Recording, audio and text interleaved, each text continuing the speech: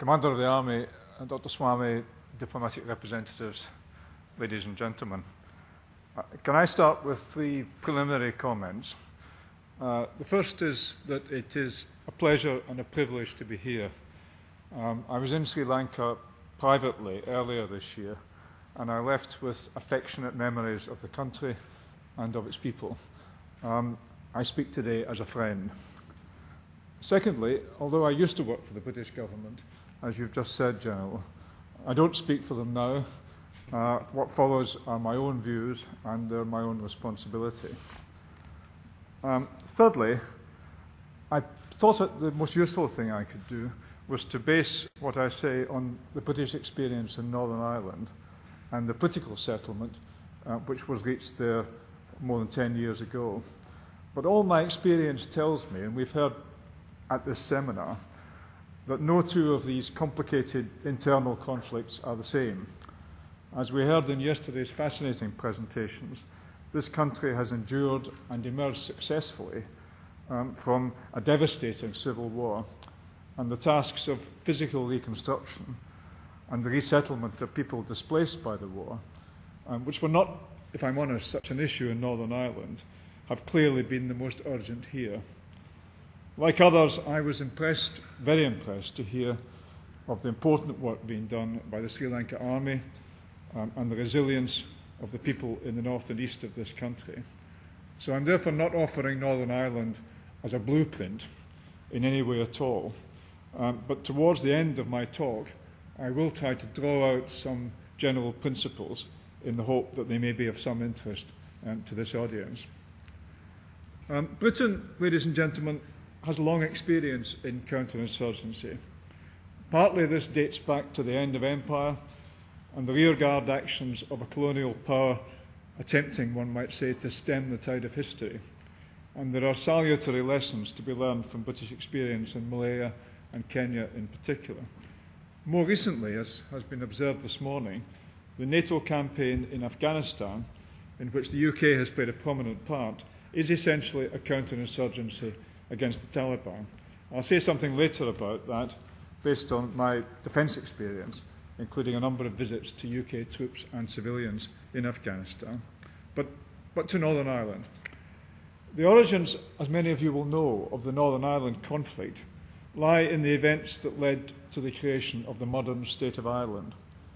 And many of you will be familiar with the history.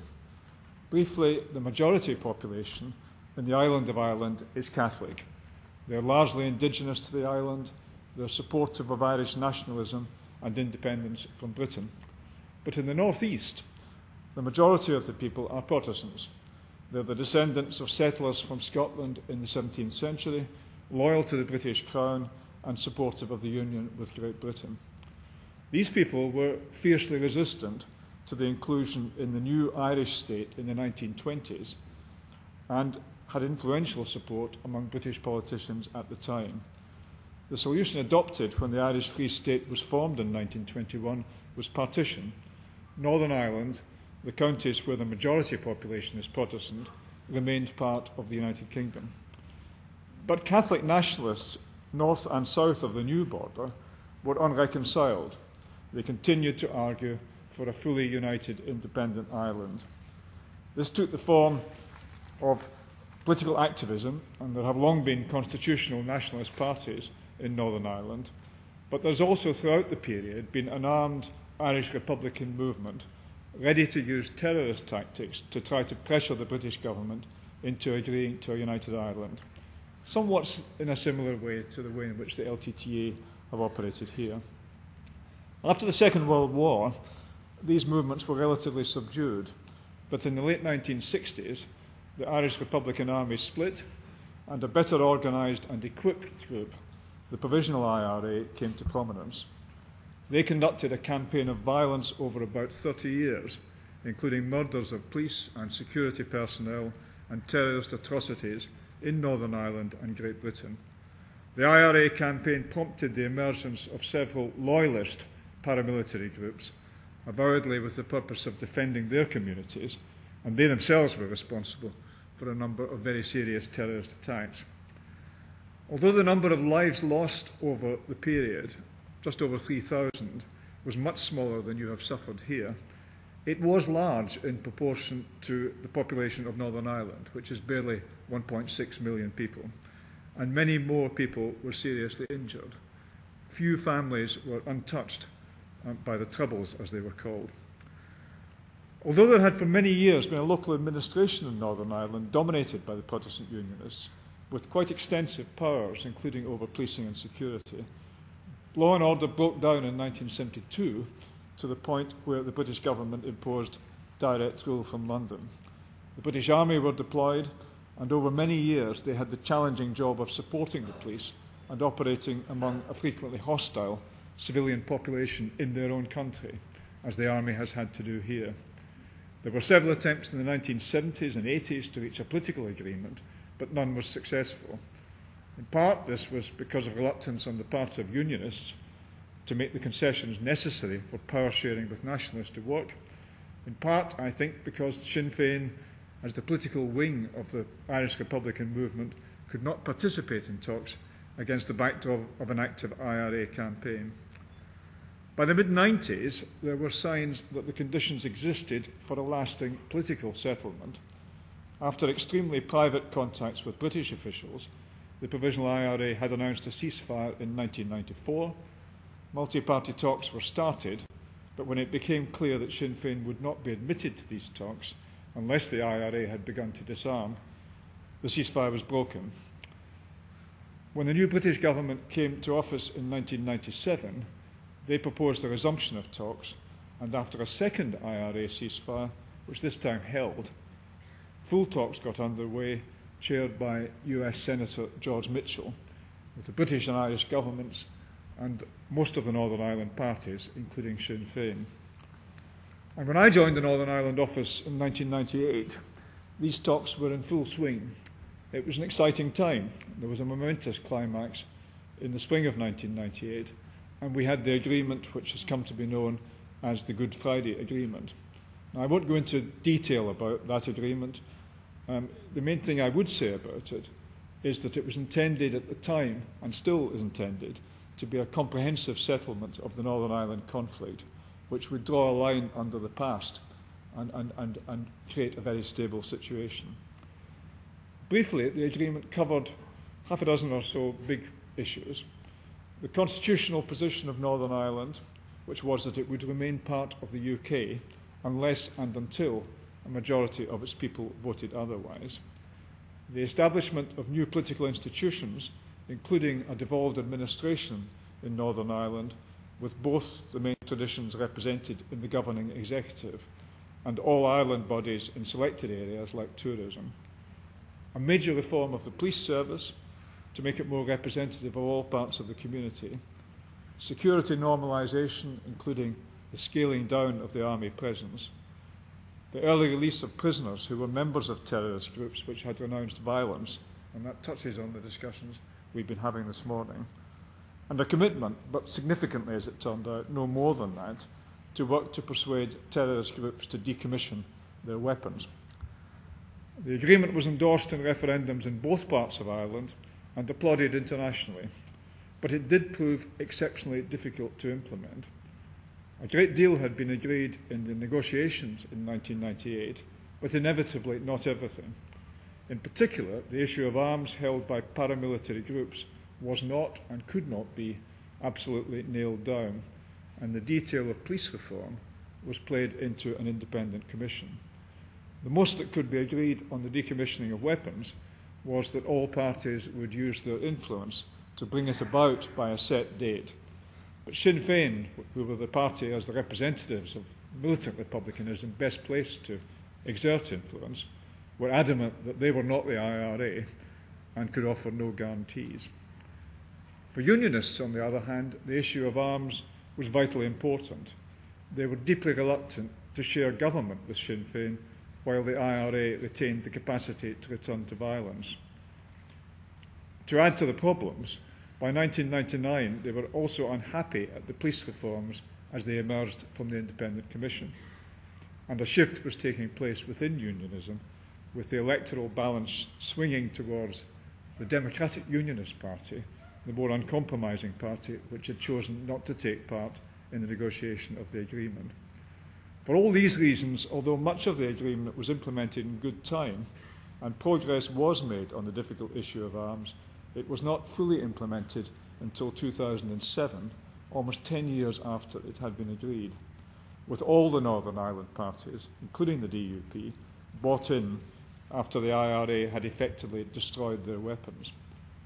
And in the nearly 5 years that I personally served Tony Blair and other ministers in London and Belfast, we worked very hard to negotiate a way through the impasse with a measure of success. There was never any other show in town or any other set of proposals that commanded as widespread support, but it was a slow and difficult process. What conclusions do I draw from all this, apart from the fact that it was an exhilarating and exhausting time to be a public servant? I would offer, I think, 9 real points to take away from this, which I offer in a spirit of helpfulness in the knowledge that they may not match the situation here. The first and most obvious is that terrorism must be defeated. Self-evident to this audience, perhaps, but effective counter-terrorism is, in my view, a successful ingredient of any successful conflict resolution. Arguably, in our case, the only reason Sinn Féin, as the political representatives of militant republicanism, came to the table is because their leadership, and in particular Gerry Adams and Martin McGuinness, became convinced that they could not achieve their objectives by military means. By the early 90s, although the Provisional IRA still had the capability to do great damage, as they proved in London in 1993, it had been substantially infiltrated by British intelligence, and many of its leaders had been imprisoned for terrorist offences. Incidentally, Adams and McGuinness, whom I mentioned, then, having reached that conclusion, showed considerable courage in leading their people to share it. Secondly, sophisticated military tactics. Again, I need scarcely say so to this audience, but a prolonged campaign of the kind I've described, and it was, like yours here, virtually 30 years in the end, operating among an often hostile population, places enormous demands on the army and security forces, with very few exceptions, the most obvious being a day called Bloody Sunday on the 30th of January 1972, when troops opened fire in Londonderry and killed a number of civilians. The British Army behaved admirably and with restraint. A generation of British officers learned techniques for conducting what General Rupert Smith has described as war among the people, which would serve a later generation well in Iraq and Afghanistan. Third, the significance of popular grievances. Movements like the Irish Republican movement gain their strength from real grievances among the population they claim to represent. In strongly Republican areas such as West Belfast and South Armagh, the Provisional IRA could move freely and be assured of material support and protection from ordinary local people. One of the reasons for this was that the historic grievances were real enough. Catholics were the subject of discrimination in employment, housing, and other areas of life. As David Trimble, the Unionist leader who did so much to make the agreement possible, said in his speech accepting the Nobel Peace Prize, Northern Ireland at that time was what he described as a cold house for Catholics, by which he meant it was not a place in which they felt fully welcome. Any successful political process, in my view, has to address the genuine grievances. If they're not addressed, the ground simply becomes more fertile for terrorists. Fourthly, the importance of not making things worse by fueling the sense of grievance or creating new grievances. With the benefit of hindsight, the decision of the British government in 1971 to intern suspected members of the IRA without charge or trial was a major factor in boosting recruitment to the IRA over the subsequent period. Bloody Sunday, which I mentioned, had a similar effect. I think, just to touch on Afghanistan, that this is also one of the lessons of Afghanistan. Avoidable civilian casualties, as well, it must be said, as a failure to create security for the population, have hardened attitudes and made it easier for the Taliban to gain traction. Fifthly, in Northern Ireland at least, I would emphasise the value of a comprehensive settlement, As I said, it covered everything from constitutional changes to the creation of inclusive political institutions and police reform. This was challenging and made implementation difficult, but it made it easier for the parties to make compromises which they would probably have been unable to make in isolation, and ultimately made it possible to draw a line under the conflict. Sixth, strong political leadership. Having lived through many of the events I've described here, I don't myself believe that the Northern Ireland process could have succeeded without the huge personal commitment and persistence of Tony Blair, his Irish opposite number, their predecessors, the Northern Irish leaders, and at certain key moments, US President Clinton. When conflicts are deep and intractable, you can't have bottom-up conflict resolution, although arguably, once violent conflicts have been resolved, lasting reconciliation can only be achieved from deep within the society and sometimes over a long period. Seventhly, and this is an issue we've touched on the last 2 days, the importance of managing international interest.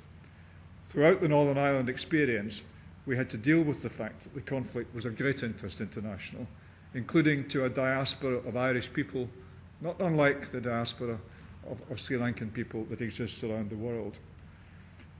The British government and security forces were the subject of criticism, much of it completely unfounded and ill-informed, but we had throughout to deal convincingly and persuasively, as well as we could, with legitimate international stakeholders, including close allies like the USA. It helped that increasingly, and particularly in the years leading up to and after the agreement, there was a close and trusting relationship with the Irish government, which shared our interest in a lasting political settlement. Eighth, the importance of timing and what you might call catching the moment. 20 years ago, no one would have predicted that Sinn Féin, as the representatives of militant Irish republicanism, would now be participating in devolved government in a part of the United Kingdom, fully within the United Kingdom structure and subject to United Kingdom sovereignty. Having fought the IRA to a standstill, as I believe we did, we seized the moment and from a position of relative strength, drew them into a process which addressed the grievances on which, for a long time, they had flourished. So my advice, I think, in a position of relative strength, is to use it and to use it creatively. And finally, the importance of process. This may seem like a technical practitioner's point, but I emerged from the experience of these years convinced that a clearly defined and understood process for reaching a political settlement is an absolute essential. This can involve external facilitators, as in Northern Ireland with Senator Mitchell and his colleagues, but it needn't necessarily do so. The key point, in my view, is that you can have the best potential settlement in the world, but in a divided society where no one wants to compromise unless they have to, without an authoritative agreed process and, if possible, a timetable for resolving differences, time will pass and nothing will be achieved. So where stands Northern Ireland now? I would describe it still as work in progress. The peace has largely held. There are small dissident Republican groups which have launched attacks on security personnel and other targets, but these are on a much smaller scale than in the past, and crucially do not have the level of support in the Republican community that the Provisional IRA enjoyed. The political institutions are working, not without disagreement and argument, but they provide legitimate government for Northern Ireland in which all sections of the community are represented. Whether Protestants and Catholics are reconciled is harder to say. Old enmities run deep, and 30 years of conflict left memories which are hard to erase.